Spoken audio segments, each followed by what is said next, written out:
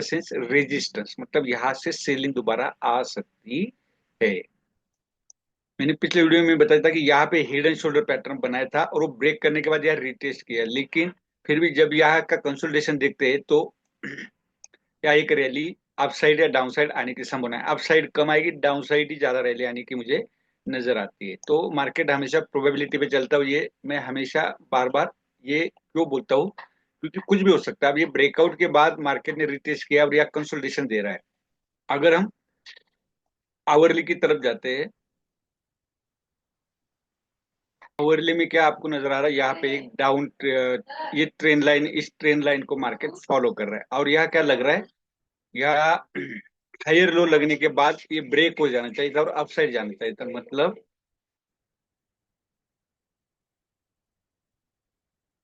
इस तरह से मार्केट आया, ये नीचे आया, फिर यहाँ अट गया, यहाँ आने के बाद ये अपसाइड जाना चाहिए था, लेकिन इस तरह से हुआ नहीं। इसका मतलब क्या,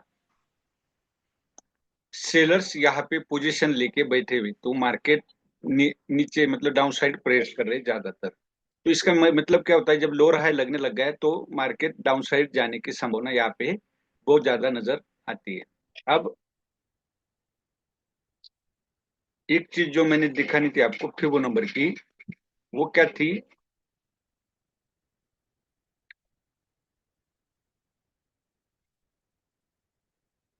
यहाँ से ये जो यहाँ पे हाई लगा था, ये आप देख सकते हो 0.5 हुई। तो यहाँ मैंने आपको पहले ऑलरेडी बता दिया, ये सप्लाई जोन है और यहाँ पे 0.5 का रिट्रेसमेंट है। तो यहाँ से मार्केट नीचे जाने की प्रोबेबिलिटी, क्योंकि मार्केट नीचे जाते हो सीधा ही नीचे जाता नहीं है, वो 0.5, 0.32 या 0.618 का रिट्रेसमेंट लेते हुए ही डाउन साइड जाएगा या अप साइड जाएगा, सीधा वन साइड नीचे या अप साइड नहीं जाएगा।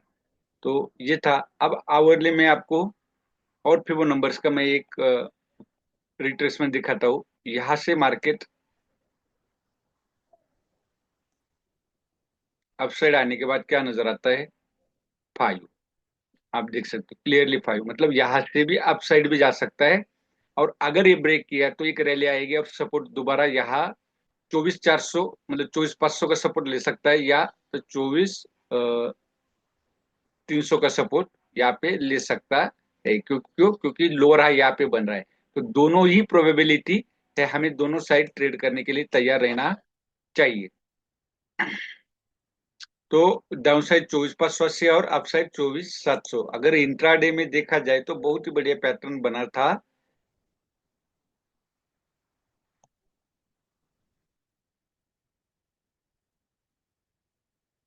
यहाँ क्या है, अप साइड जाने के बाद दोबारा एक डाउन साइड मूवमेंट दिया, तो डाउन साइड मूवमेंट देने के बाद आप यहाँ देख सकते हो डब्ल्यू पैटर्न बना था।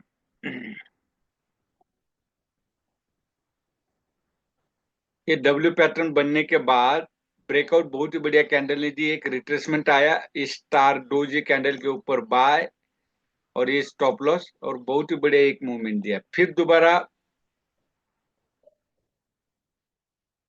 आपको यहाँ पे ट्रेड बनता था, क्योंकि ये डार्क क्लाउड कवर पैटर्न बना था और इस ट्रेंड लाइन के रेजिस्टेंस पे ये बना था। तो आपका स्टॉप लॉस छोटा होता और आपको देखो यहाँ पे भी एक रैली मिलती। दोबारा आपको सेम फिबो का अगर हम इस्तेमाल करते तो हमें क्या मिलता, यहाँ से फिबो का अगर हम इस्तेमाल करते और ये लो होता, तो यहाँ पे भी हमें 0.618 मिलता। 0.5 और 0.618 ये क्या है, गोल्डन रेशियो। तो यहाँ पे भी इस डोजी कैंडल के नीचे या शूटिंग स्टार के नीचे अगर हम यहाँ सेल करते तो यहाँ पे भी एक रैली हमें यहाँ मिलती। तो ये था निफ्टी का एनालिसिस। बैंक निफ्टी का अगर आप यहाँ देखते हो तो बिल्कुल ईटीएच के पास आ चुकी है बैंक निफ्टी। क्यों बैंक निफ्टी बुलिश है, क्योंकि एचडीएफसी बैंक कोरोना के बाद मैंने आपको बताया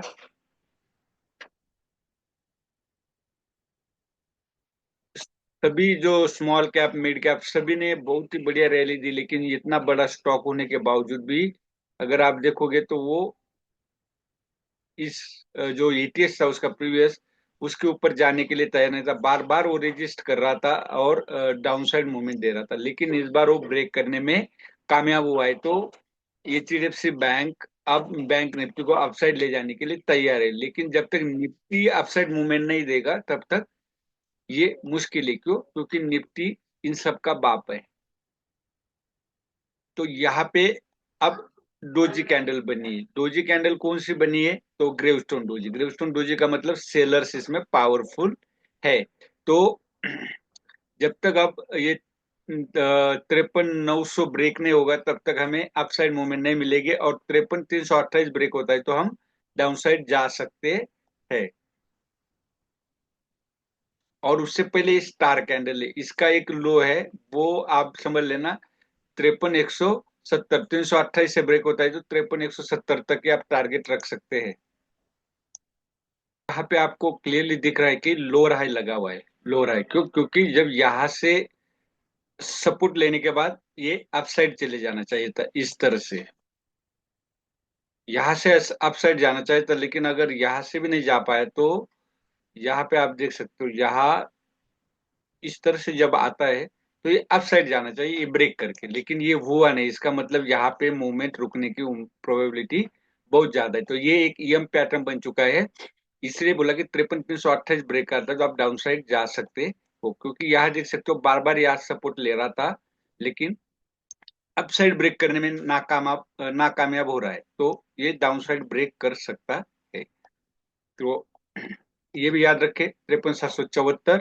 और अपसाइड भी टारगेट आपका बहुत छोटा है, डाउन साइड भी टारगेट आपका 52,880 तक मिल सकता है अगर ये ब्रेक करता है तो ये था बैंक निफ्टी का। 5 मिनट में हम देखेंगे कि क्या इसमें इंट्राडे बन सकता था। अगर आप यहाँ देखोगे, ये ट्रेंड लाइन अगर बनाते तो आपका यहाँ पे भी एक ट्रेड बनता था। क्यों? क्योंकि यहाँ एम पैटर्न बन चुका था, इस एम पैटर्न के नीचे हम सेल करते, क्योंकि सेम यहाँ भी लागू होता। या रिवर्स आने के बाद सीधा अपसाइड जाना चाहिए था, या रुकने का ये लो ब्रेक करने का कोई मीनिंग नहीं था। तो ये भी आपको एक अच्छा मूवमेंट मिलता। और सेकंड सेम निफ्टी की तरह आप देख सकते हो, यहाँ पे डबल एक स्टार कैंडल और एक इन्वर्टेड हैमर बना था, इसके हाई के ऊपर भी आप बाय कर सकते थे, या तो यहाँ पे आप देख सकते थे इस डोजी कैंडल के ऊपर बाय कर सकते थे। तो यहाँ पे भी आपको एक अच्छा मूवमेंट देखने को मिलता। और सेकंड ये तो था ही था ट्रेड। तो ये था आज का निफ्टी और बैंक निफ्टी का एनालिसिस। जो मैंने आपको रेंज बताई है वो बहुत ही इंपॉर्टेंट है, उसी पे ट्रेड कीजिए। और कहीं पे भी ना कूदे, फिलहाल थोड़ा सा वेट करें, क्योंकि मार्केट एक कंसोलिडेशन में है। जब ये ट्रेंड लाइन ब्रेक करेगी तो थोड़ा सा कॉन्फिडेंस आएगा कि अपसाइड मूवमेंट मिल सकती है। वीडियो अच्छा लगे तो लाइक शेयर और सब्सक्राइब जरूर कीजिए। धन्यवाद। जय हिंद, जय भारत।